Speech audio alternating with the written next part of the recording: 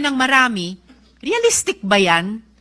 Tanong tuloy ng marami, realistic ba yan? Paano kung ang impeachment ay laban sa mataas na opisyal na kayang-kayang magtago ng ebidensya o manakot ng mga potential witness? Bakit humaba yata ang checklist ng proteksyon para lang sa impeachable officials? Samantalang ang taong bayan na nagtatanong, na naniningil ng pananagutan, sila pa ang pinahirapan. Sila pa ang nadagdagan ang requirements. Kung ang usapan naman ay due process, hindi ba't ang mismong impeachment trial na nga ang mismong venue para doon? Maririnig ang dalawang panig. May ebidensya, may magdedepensa. That is due process. So what are we afraid of?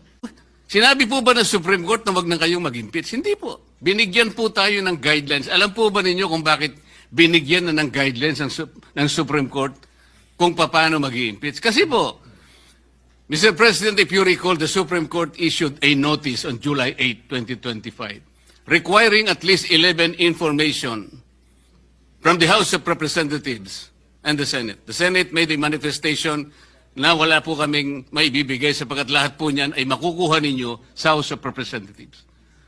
Alam po ba ninyo na 4 sa hinihingi ng Supreme Court ay nandun po sa puso ng due process? Ano po yung hinihingi? Sinabi lamang po ng Supreme Court, pwede bang ibigay nyo sa amin kung lahat ng miyembro ng House of Representatives ay binigyan ninyo ng kopya at kailan? Pwede bang ibigay nyo sa amin ang timing kung kailan nyo ibinigay at binigyan, kung paano nyo sila binigyan ng pagkakataong mabasa yung impeachment complaint? Pwede nyo bang ibigay sa amin kung every article of impeachment ay nakalagay doon ang mga dokumento na nagpapatibay ng artikulo? Pwede nyo bang ibigay sa amin kung nagkaroon sila ng pagkakataon talaga na mabasa yung impeachment complaint?